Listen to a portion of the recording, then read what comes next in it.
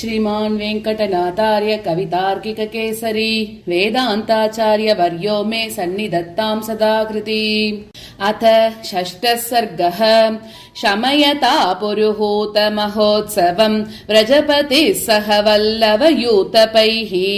निवृतमञ्जुगिरा निजसूनुनाम् निजगते जगदेक कुटुम्बिनाम् विदितवानिव विज्ञपयाम्यहम् शृणुतमे शकुनेरिव भाषितम् पृथुकबुद्धिरहम् पृथुचेतसः प्रभवतो भवतो न हि शिक्षये निगमदृष्टमिदम् निखिलेन वः क्वचन विश्वतनौ पुरुषे स्थिते यैह यामुपजीवति तत्तनुम् सहितया हितया भुवि नाथवान् अतियजेत निजाम् यदि देवताम् उभयतश्च वते जुषतेऽभ्यगम् क्षितिभृतैव सदैव तगा वयम् वनवता नवता किमहिद्रुहा अनगशाद्वलकानन सम्पदा नदनदी ह्रद निर्जरशालिनाम् बहुपशुः पशुपालक सन्ततिः महिभृता हि भृता न मरुद्वता अचलमर्चत किम् विबुधैश्चलैः शुभवनम् भवनम् च दिवौकसाम् क्षममनेन वने परिरक्षिते न हरिणा हरिणानपि बाधितुम् गिरिषु विष्णु विभूतिषु युज्यते निखिल देवमयीषु च गोषु नः तदुभयाश्रितवृत्युपजीविनाम् गुरुचिरम् रुचिरम् च समर्चनम् अभिमतम् गिरयः कृत सत्क्रिया ददति दर्शित दैवत भूमिकाः हरितरक्षुमुखैरपि विग्रहैः अहितमाहितमान विपर्ययाः पशुभिरद्रिचरैरुपकल्पिते व्रजनये जनये मन विप्लवम् क्षितिभृदेश समीहित सिद्धये जनमितम् नमितम् पशताम् नयेत् अपि च साधु गवामभिवर्धनात् अनृतहानि जया निजयाख्यया भजति गोपगणैरभिराध्यताम् वनमयम् नमयन् फलसम्पदा हरति तापमसौ उपसेदुषाम् महिमवान् हिमवानिव दक्षिणः वितनुते मणिरश्मिभिरप्यसौ सुरपतेरपते जयिवास्पदम् प्रदिशता मधुमूलफलानि नः सतरुणा तरुणाद्भुतवीरुधा उपकृतम् गिरिनादधिहार्प्यताम् रसततम् सततम् हविराहृतम् समरुता मरुतापजिता मुना नदवता दवतान्ति दवीयसा श्रमहता महता कृत विश्रमा वयमितो यमितोल्बनशाक्वराः बहुमतो मनुजा ददते धृतिम् बहुमतो यमनन्य धृतिः सताम् गिरिशतोन्नतिमानधिको ह्यसौ गिरिशतोषकृतोऽपि महीभृतः सनगरा नगराजिमता मुना कुहरिणा हरिणा समसम्पदा सततमाततमानमहीयसी वसुमती सुमतीश्वर धार्यते सुरसगन्ध विभूति निदेहितम् परिगृहान निजे पशुपालने सुरसगन्ध विभूति निदेहितम् हरिमवेत्य गिरिम् हविरुत्तमम् विशुद्धतो यौगपरीत पार्श्वे शुद्धाशया श्वेत इवान्तरीपे निराशिषो नित्यमिहाश्रयन्ते नैश्रेयसं तात निवृत्तिधर्मम् इह वासमही समहीन गुणे स्थिरकुञ्ज गृहे जगृहे विबुधैः अयमानमताम् न मताम् न तनुम् क्षितिभृत् भजते भजते न धृतिम् तटभूमिरसौ जयति त्रिदिवम् भवनागत तापवनागतता इह देवगणैरनिषाद्युषिता युतकोकनदा युतकोकनदा प्रकृश्च वंशोदयमाननीयः प्रभूततोयप्रतितानुरूप्यः प्रवालमुक्तामणिचित्रिताङ्गीः पत्नीरयम् प्रापयते पयोधिम् नन्दनीति धनः सर्वनन्दनी तत्त्वयातमतिभूष तत्त्वया साधुना क्षितिभृतोरसाधुनाम् सेव्यतामिह गतेन सेव्यताम् नम्यतेह नियता विभूतये भूतयेश्वरतया विराजते राजते दृशतटी महीयसे हीयसे न यदि नाम नम्यते अयोगनिद्रस्य हरेरिदानीं मान्ये पदे मानसतः प्रवृत्ताः द्वदाशयस्वच्च सरित्प्रवाहे हंसै समं वासमिहाश्रयेम निशाकरस्य स्फटिकेष्विहादिकम् सुजातरूपाश्रयतो विभासिता रविप्रभा च स्पृशतीव सान्त्यताम् सुजातरूपाश्रयतो विभासिता नदन्तिनोऽस्मिन्मुदिता नदन्तिनो वनस्थलीलास्त्विह देवनस्थली व्रजादिभागो नदिति व्रजादिपाम् प्रभादताम् राश्मगणप्रभादता महीयसी गोपगणाश्रिता मही वनैरुपेता फलपुष्पभावनैः रसौगरम्यैरपि निर्जरैरसौ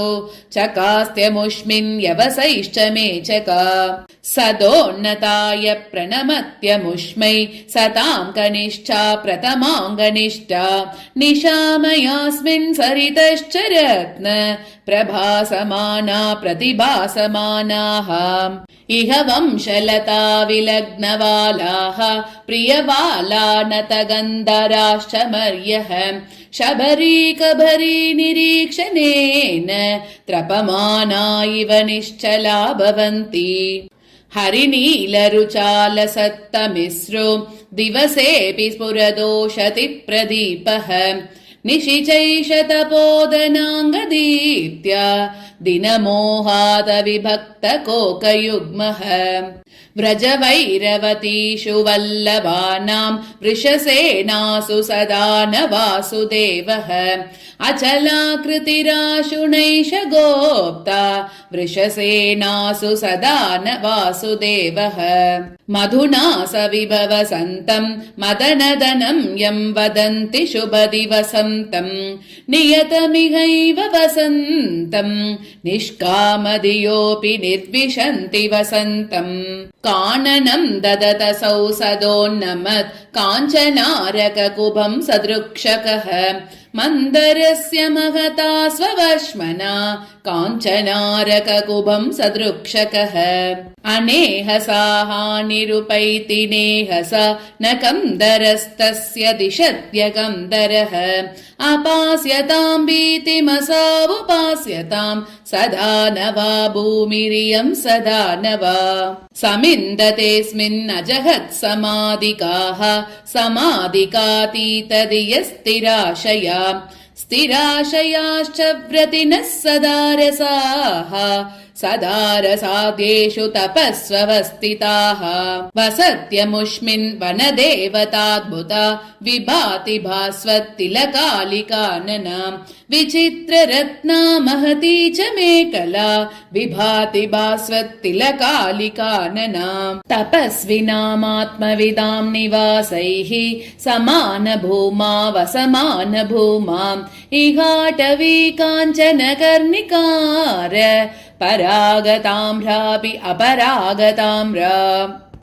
सरस्सुजातैर्नलिनैः सुजातैः अपां तरङ्गैश्च सुतान्तरङ्गैः इहासमेति व्रततौ समेति मरुत्तुषारः श्रमरुत्तुषारः यमबिप्लुतमम्बुदरैरभितः सरसा सरसा स्थिरधर्मतया गिरिराद्रियते समया समया समया समया प्रणमतमिममचलममर महित महित महित महित भजनमलगु विपलमिहन सदय सदय सदय सदय रत्नोपसङ्कटित शृङ्गपणा सहस्रः स्पारोदित स्फटिकरश्मि विशुद्धकायः नित्यं वहन् निज बलेन महीमहीनः पुष्यत्यसौ मधुरिपोरपि भोगयोगम् मरुद्गण समाश्रितो मगवरत्ननीलद्युतिः विभाति वनमालया वितत नित्यतुङ्गाकृतिः कनत्यभिगत श्रिया कनकरश्मि पीताम्बरः करोति विधृतिं भुव कथमसौ न विश्वम्बरः मुहुरवतीरितोऽपि भजतीह युवा गणयन् हितमतिभूरितानवसुदेवनितां तरसा सपदि विहाय मानमियमृच्छति तं प्रतिसं हितमतिभूरिता नवसुदेवनितां तरसा इह मरुतो वहन्ति सुरसिन्धुसगन्धसरित् विकसित हेम कोकनद सौरभसारभृतः मधुकरमौलिदग्न मददन्तुरदन्ति घटा करटकटाः वाहि गणशीकरशीभरिताः मनः प्रियमिह प्रभो मधुरसादरं सादरम् विदत्स्वः विरर्पयन् व्रतशुभावनां भावनां कुरुष्व च कुरुष्व गक्षपण दक्षिणां दक्षिणां प्रयच्छति तवेप्सितं प्रणय पर्वतः पर्वतः गिरिभजनोदित प्रिय विकासमये समये जनित नभः प्रचार जलपत्रिदशैस्त्रिदशैः सह यदि नः समेति हरिरप्रदिक प्रदिकः प्रतिहति मे तु दुश्च वद दोहलिना हलिना प्रत्यक्षं गोत्रमासन्नं किमनादृत्य गोदनैः अदृश्यो गोत्रभित् कश्चित् गतः स्वर्ग गवेष्यते आहार्यो विविधैर्भोगैः आकर्षन् विबुधानपि अपरिच्छिन्न मूलोऽसौ ससारः सर्वदुःखकृत् नन्दगोप प्रभो धर्मैः व्रजवृद्धार्य सद्गतिम् भजतामेव बुद्ध्वाद्रिम् तनुत्राणे रतिम् गवाम् नानापलवनालीके नालीके धामितोदके तोदके चक्षुदामत्र दामत्रस्तहितं विदुः सहसा सहसार्धैर्मा तरसे तरसे वनम् तनुता तनुदात्वज्री न गतो श्यताम् जुषतामिह दीहि सूर्यसमाहितव सुन्दरीं रक्षार्थमिह यक्षेण समाहितव सुन्दरीं सभाजनं वदां एतत् गव्यै सरसभाजनं सभाजनं गिरेरत्यं स्ववृत्त्युल्लासभाजनम् भवतापग्ने भाविते भावितेजसा सुतरामस्मिन् सुरभीश्वर बहुविद्य समग्राहि मतिस्त्वया अतोऽन्यजन संदिग्धे न संदिग्धे हिताहिते गोवर्धन प्रकाशिन्या गोवर्धन समाख्यया समक्षेऽपि गिरेरस्य समक्षेऽपि क्षमास्तुतिः वयं धेनुशतैः सार्धम् अत्रा सङ्कटकान्वयाः अन्वभूमनिराबादम् अत्रा सङ्कटकान्वयाः अनन्तमहिमा सोऽयं समस्तवसुधाधरः मौलिमण्डनमस्येन्दुः समस्तवसुधाधरः तपोदनैरयं शैलो महाभागमहीयते गोदनैरपि न त्वत्र महाभागमहीयते रोदो जितैरेतैः उत्सैरुत्सैकतैरसौ महीमहीनां तनुते ग्रावाप्ततारकः दिशनातीत दिशना लोकनीत्यास्तु लोकनी सुदरेऽस्मिन् वसुदरे तात तेजस्वि तातते पादभ्रपर्यन्ता दीनामसौ गतिः गोपनयोग्यास्मिन् कान्तारभूरपि इह पुष्पौ गनिष्पन्न व्रजामो देवनेहिते वृषमुत्सव सन्तोषम् व्रजामो देवनेहिते प्रयतस्व गिरेरस्य व्रजदेव सभाजने कपुष्पकल्पे मा भक्तिं व्रजदेव सभाजने देवस्थानमिवेन्धानं परायणमवारितं गोवर्धनमवेह्येनं नारायणमिवागतम् मोगाशो मघवान् देवः स्यादद्रत्यस्य साधने मेघानामपि वा भावः साधमेत्यत्रिसाधने अचञ्चलाङ्गसत्ताकश्चालाचलगणा ततः अचलः कस्य नाकल्यः साध्यानन्दस्य सिद्धिकृत् अगः सनग आसन्नः सालताललता ततः सततं संगतगणः सङ्गतानन्दसाधकः अहहाङ्ग गगङ्गाक गाहकाङ्गाङ्ग गागगः अगाकागाङ्ग कागाङ्ग गाङ्गका गगगाङ्गकः रजतगैरिकरत्नगणैरयं कनतिकान्तलताञ्चितकाननः त्रिजगदेकनिदानदयादिकः त्रिदशराजदरादरतल्लजात् सहेतपर्वतोऽयम्बो गोप्तुं क्वचन कन्दरे अदरिद्रावसामोऽत्र सर्वहेतोरिवोदरे गणाद्बुदेह शाकि सन्ततिः वनावनावनावनानो रूपसत्फलावृता वृतेह भाति हेमभूर्न मेरुणा समन्ततः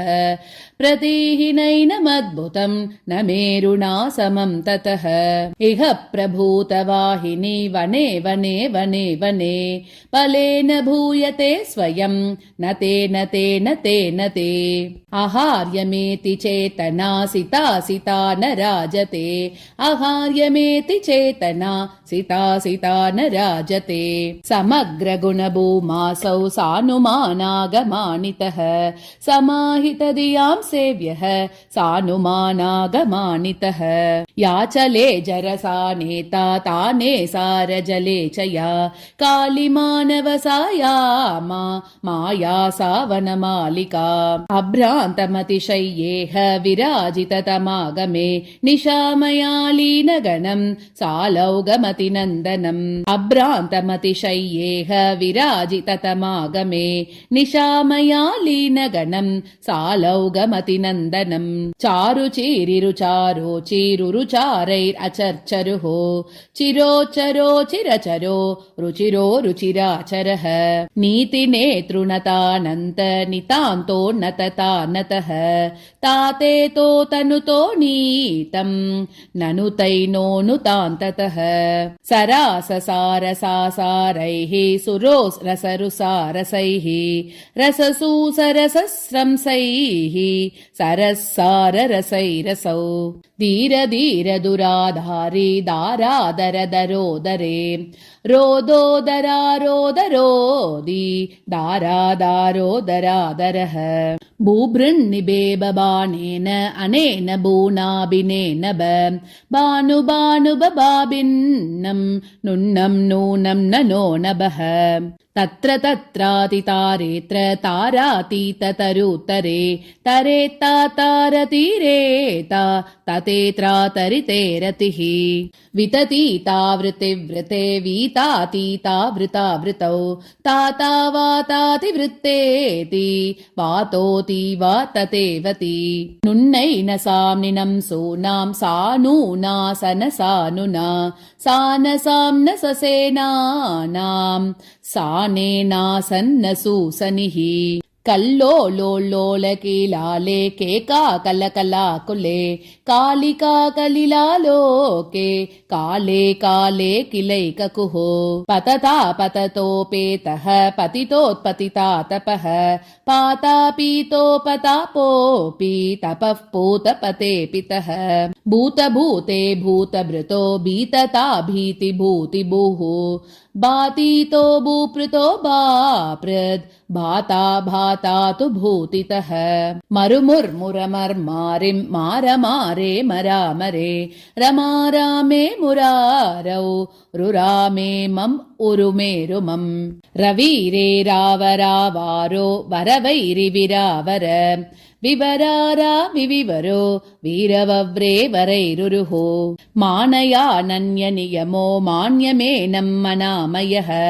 యమినాం నామనం యోయం అమేయో మౌనమానినాం నిస్సమానేన మానేన సుమనో మానసై సమః సోమసీమా సమాసన్న సానుమాన్ సానుమానసౌ తాతే తాతీతి తాతీతః కేకాకా కుకకేకికః పాపోపపాప పాపాపో నానానానాన్ననీః యయే యాయాయయో యో యః ససోసౌ సాససాసుసుః మమ మామో మమ మామ గోగా గోగాగ గోగగుః రురురురురిరారోరం దూదాదిం దదదాదిదః లాలిలో లాలిలీలాలో హా హా హూ హూ హహే హహి నానా నానా నానా నానా నానా నానా నానా నానా నానా నానా నానా నానా నానా నానా నానా ఇతి తత్వమతత్వం చ యతావత్ అవగాఢయ అర్చ్యానర్చౌదియాబిందన్ గోదనాన్యవగాఢయ నయా నయా నయా నయా నయా నయా నయా నయా నయా నయా నయా నయా నయా నయా నయా నయా యానయా నయా నయాన యానయాన యానయాన యానయాన యానయాన యానయాన యానయాన మాయా భాసా సా భాయామా యాసూతాయా యాతాసూయా భాతాయా యా యాతా బా సాయా గే గేయా యాసా సేవా మాననమావాసే హాసితా హిహితా శివా మాతా పితా తా పితా మా నహితా తతా హిన గేహా దేవవదేహా గేహా సతా ననతా సహా దేతానయా యానతా దే వనయాత తయానవ